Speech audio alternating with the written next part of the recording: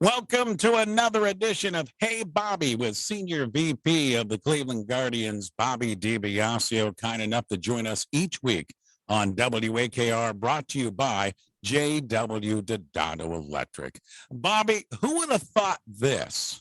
The Cleveland Guardians are the best offensive team in the American League right now. They lead the league in hitting, and I know there was a change in philosophy in the offseason. New hitting coach, but boy, these guys, and you mentioned this a couple of weeks ago, are going pole to pole with their hitting, clutch hitting. I think that's led by their leader, Jose Ramirez. But I love the way this team's approach is at the plate. Offensively, they're terrific right now. Yeah, hello, Ray. It's so fun to watch, isn't it? Our guys' approach at the plate. You know, our game had turned into a whole bunch of strikeouts, a whole bunch of walks, and a lot of home runs, more strikeouts than hits over the last 5-6 years. And that's not very entertaining baseball. I think maybe the philosophy has shifted a little bit, and we may be at the forefront of it. Chris Valleca, we brought him over from the Chicago Cubs to be our hitting coach. And his number one focus, with only a 3-week spring training and a horrible offseason where he wasn't even allowed to talk to his hitters during the offseason. So a lot of work in a short period of time. But what I loved about him in his introductory presser, he talked about getting under the hood of every one of our hitters. And so it's not his approach is mandatory. It's every guy has a different batting stance, a different way they're comfortable, but the swing path has to be the same. You have to have the same triggers to be able to be quick to the ball, but don't pull off the ball and try to pull everything and hit a home run. So he looked at every guy and then had a game plan for each and every guy with the general philosophy, as Rod Carew would say, there are 2 foul poles on a baseball diamond, so hit the ball somewhere between the 2 foul poles. The thing I love about our guys' approach is, especially with 2 strikes, especially with runners in scoring position, we put the bat on the ball. I think we have struck out, if not the fewest times in the major leagues. We're in the top 2 or 3 in fewest strikeouts. So we're putting the ball in play. And obviously, when you do that, something happens. So Victor Rodriguez, our assistant hitting coach, and Justin Toole, who is also on the hitting coaching staff, the 3 of them have done a phenomenal job with the youngest team in baseball. I have to say it's refreshing. And you and I go back in time with baseball. And I'm saying it's refreshing not only as a Guardians fan, but in baseball in general. I think you started it out being spot on. The game was home run or strikeout.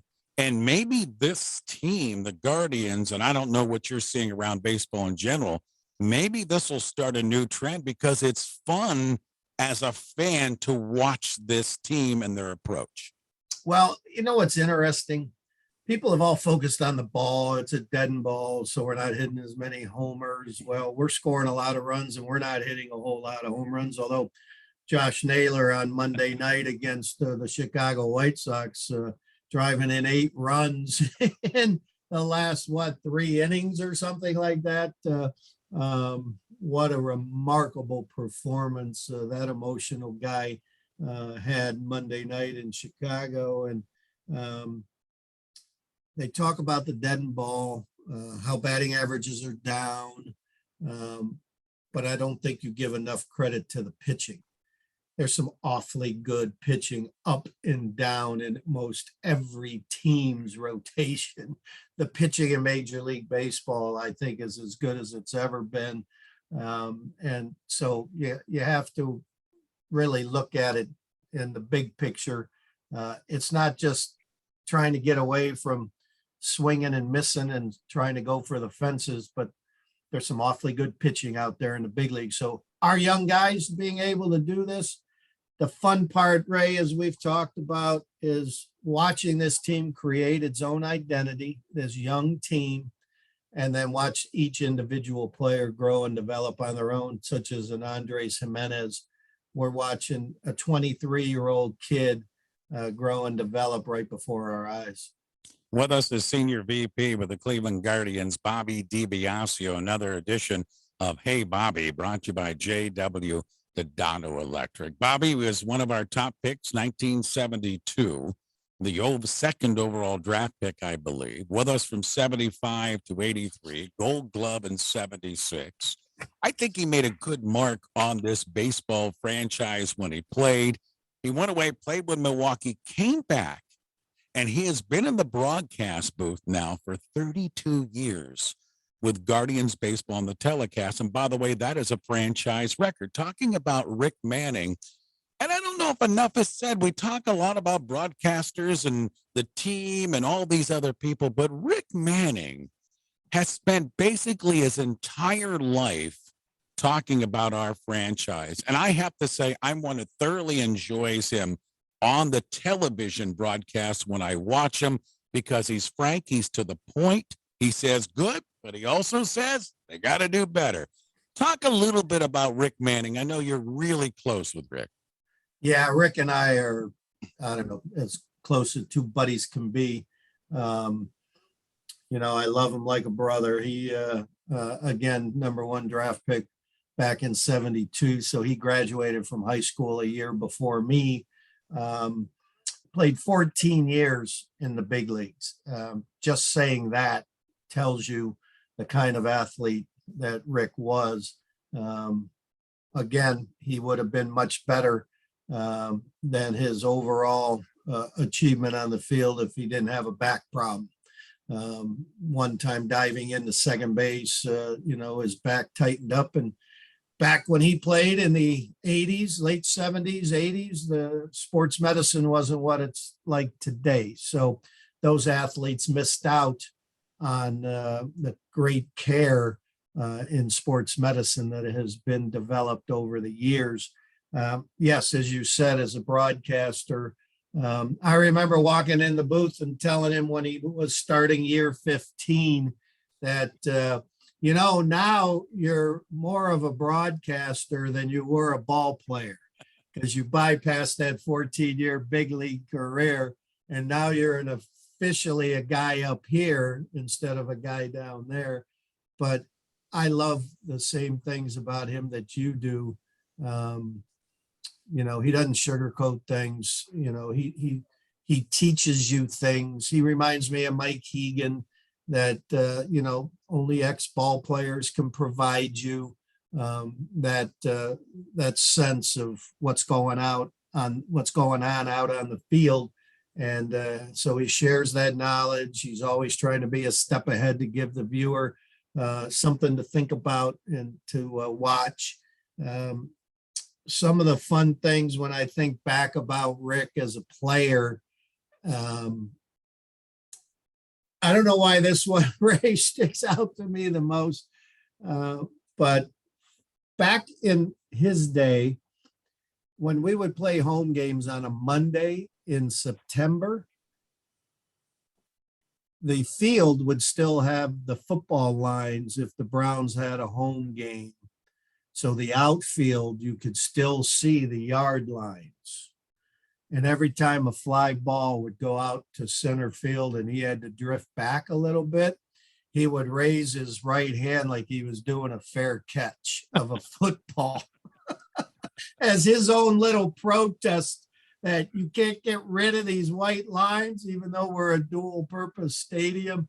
I always found that to be rather funny, but he could go get a fly ball, man. A Gold Glove winner in 76, and he could absolutely go get a fly ball. I think sometimes he just doesn't get his due because he's been in the broadcast booth for so long. I think we take him for granted with his professionalism in the TV broadcast booth. Like I said, I enjoy him. And you're right, Bobby. He really teaches the game. He talks either at the plate or in the field that they got to do this, and he'll learn that. He's not negative where this guy has to do this or he's not going to make it. He's not that way at all. He constantly teaches in the broadcast booth, and I appreciate that with him. The other Yeah, aspect, one more ahead. item on him. I just think about it for a second that he comes into your living room 150, 155 nights to be entertaining every night for 3 hours, 150 some time. That's not easy. Nope. It's not an easy job in that regard. And he and Matt do a phenomenal job entertaining fans, but I think it's Rick's honesty and his knowledge and his willingness to share that knowledge and keep people thinking about the strategy of the game. And so I had to add that because we recognize it internally that it's not the easiest thing in the world to do every night on a pretty much daily basis for 6 straight months. A lot of our listeners, Bobby, love our chats on baseball each and every week with Hey Bobby. So one of our listeners sent me in a text message last week and it said, Ray, I like the conversations, but he said, could you ask Bobby about the statues out in front of the ballpark? I really like what we have. Will there be more statues coming? And how do they make that judgment call about selecting who will get a statue or not? So I just thought I'd throw that your way. Yeah, no, that's a really good question because when you start to think about honoring someone, the ultimate recognition and honor, I believe, starts at the top, number one, with a statue. That's absolutely number one. I guess there's 4 categories that you need to think through when it comes to the Cleveland Guardians. I will go back to when we celebrated the 100th anniversary of our franchise as a member of the American League in 2001. We created a top 100 roster. So I think that's number 4 on the list. If you made, and obviously from 2002 to 2022, there's players who would be added to that list because the 2-time Cy Young Award winner Corey Kluber's not on that list. Guys like Victor Martinez are not on that list. CC, those kind of things. But if you're on the top 100 list, that means over the course of 120 some years, you're at the top of the list. So that's number 4. Then you get into the Guardians Hall of Fame. And that list is about 42 strong now. So that's where the real recognition begins, that you are in the franchise's Hall of Fame. Then you go to retired uniform numbers, of which we have 7. And our criteria for a retired number is the same as a statue in the sense that because we have such a rich history, induction into the National Baseball Hall of Fame in Cooperstown is at the top of the list. That to be honored with a uniform retiring, between you and me, I'm not a big fan of what the Yankees do. I hate to say it. I don't think O'Neill, Paul O'Neill, Jorge Posada, great ball players, and they won some championships. But I just don't know if they're worthy of having their uniform number retired. So we take that very seriously. So other than Mel Harder, who should be in the Hall of Fame, and one of the reasons we actually retired his number was to show Cooperstown what they're missing in the great Mel Harder. He did wear a Cleveland uniform longer than any other player in history. 20 years, 16 plus years as a player, 20 years as a coach. So almost 36 straight years he wore that uniform, and such an incredible gentleman, and I think deserves to be in Cooperstown. So he's the only one and his longevity with the franchise stands out amongst everybody. So we retired the retired numbers. Then you go to statues. Who's truly deserving that incredible recognition? Right now, Bob Feller, Lou Boudreau, Larry Doby, and Jim Thome. I foresee a diminutive third baseman who continues to play the game like he's playing it today, has a real good shot of getting on the top three of those lists, certainly Hall of Fame, and possible retirement of his uniform and a statue if he continues along the way he's going, because that young man, Jose Ramirez, is certainly on his way to those kind of accolades. So yeah, but it starts again. Statues start with: are you Hall of Fame worthy? Are you in Cooperstown? You cannot, and I hope this is the right word, you can't be flippant with statues. They have to be meaningful, truly meaningful, because it's such a remarkable piece of recognition. And so we take that responsibility seriously. I love that. So the franchise takes it very serious, and you can hear Bobby's description there, kind of sifting through the criteria, and then finally you get the dropout of a select few. Another edition of Hey Bobby with Senior VP of the Cleveland Guardians, Bobby DiBiasio, kind enough to join us each week on WAKR, brought to you by J.W. Dodano Electric. My friend, we'll catch back up with you next week for another edition. Look forward to it, Ray. Take care. Go Guardians.